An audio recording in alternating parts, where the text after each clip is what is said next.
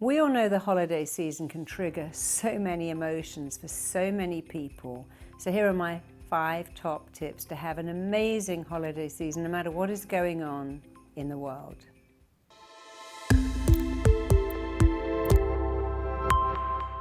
So tip 1 is presence is more important than presents. We get so consumed by this shopping frenzy, buying stuff for someone who's buying stuff for us, and we end up just exchanging things and getting stressed about spending too much, not enough, what to buy for someone who has everything. And if you find that shopping for gifts is stressful, wrapping all those gifts, having all those gifts delivered is stressful, just stop. In our house, we made a decision a long time ago that we only buy presents for children. I don't buy presents for my sister, she doesn't buy presents for me. It's made life so much easier. We just buy gifts for children and maybe an elderly person too, but that's it. It's also a very good idea to have a limit and go, look, we're only going to spend X. You may not spend more than £10 on my kid, and I won't spend more than that on yours. It's also very good to have joke presents, or to say in our family we're only ever buying gifts that are edible, like jellies or jams or candy or cookies. We're only buying gifts that are comical.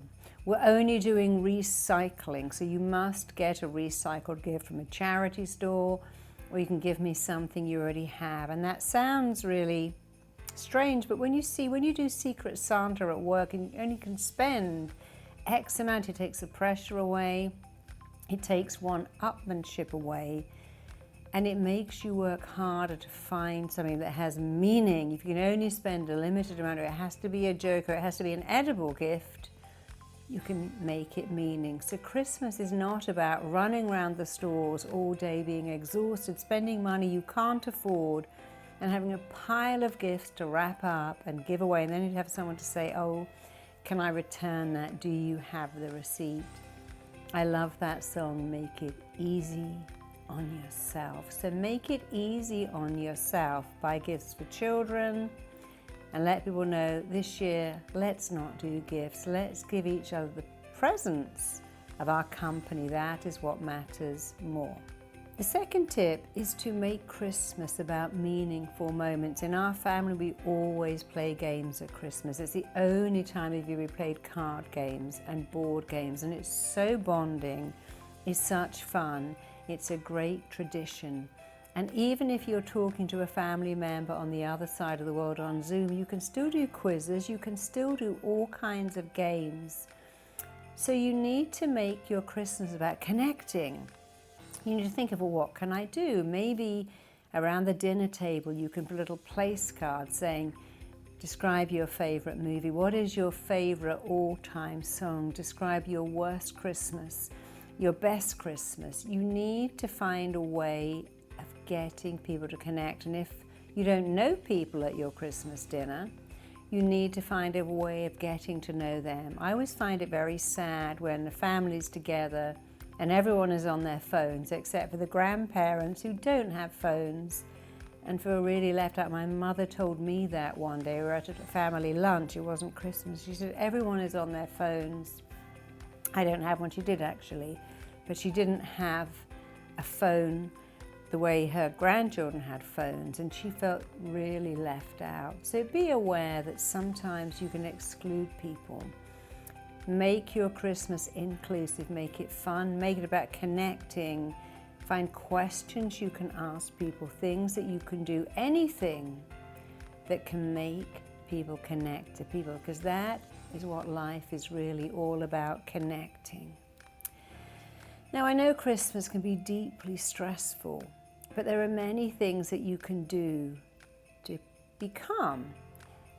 Doing this is deeply calming in a world where we're told, don't touch your face, don't touch your face. We've forgotten that we have stress receptors here.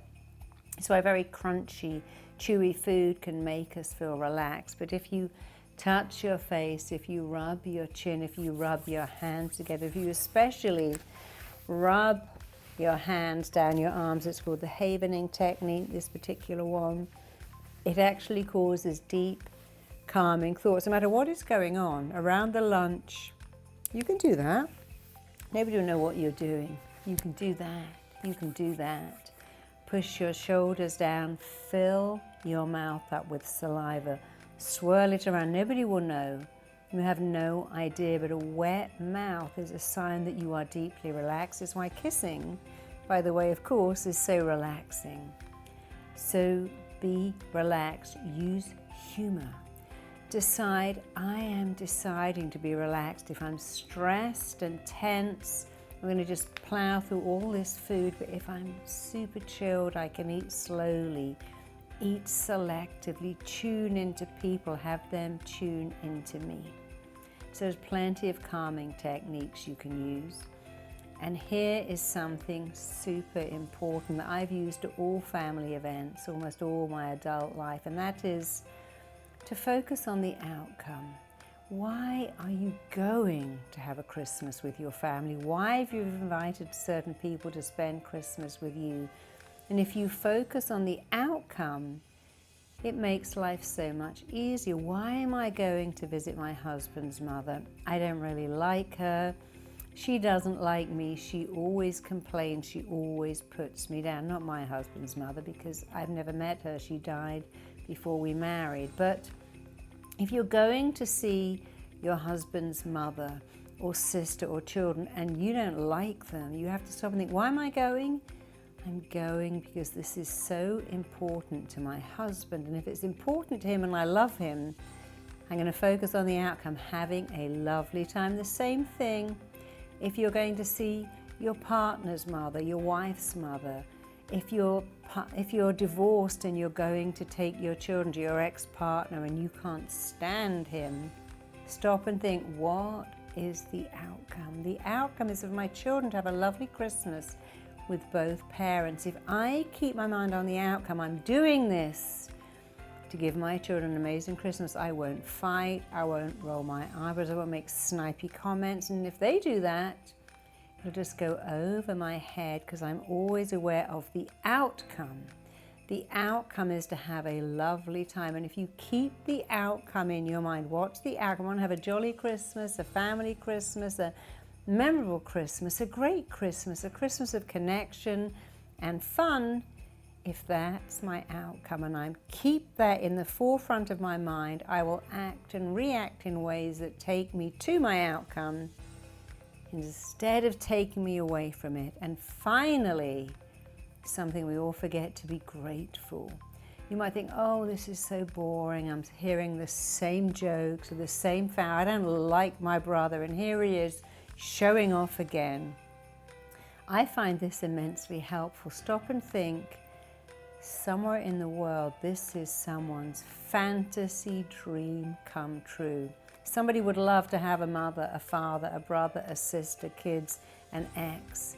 They'd love to have people to share Christmas with. The saddest Christmas is people who say, I have no one to say happy Christmas to. I have no one to give a gift to receive a gift. I have no one to say happy holidays. Imagine that. And there are many people, many old people, many single people who have nobody to say, hey, happy holidays, happy Christmas, here's a gift, here's a card, let's pull a cracker. And they would swap places with you in a heartbeat. Gratitude is the highest frequency to resonate at. We spend so long planning Christmas, preparing it, and we often find it disappointing because we expect it to be perfect. It's never going to be perfect, but it can be amazing and wonderful and warm and joyous if you are grateful for where you are, that you have people in your life who want to be with you, who want to give you a gift, pull a cracker, make a toast, and be with you. What would you have given 20 years ago for that issue you have now? Of having noisy kids who throw the paper all over the floor and trample over it, and someone forgets to buy batteries for your kid's gift, and so it all ends in tears. That is someone's fantasy. You are living someone's fantasy. Stop and think about that. I am living someone's fantasy. My issue is their fantasy dream come true. Then you'll feel grateful, you'll be aware of the outcome, you'll live in the moment, You won't have a perfect Christmas because there's no such thing, but you'll have a wonderful one. So I'm wishing you happy holidays, and your happiness is in your hands. If you enjoyed that video, check out the next one right here. You can also click the link below right here for your free gift. But you shouldn't judge yourself by the numbers on the scales or even the numbers in your clothing, because it doesn't matter.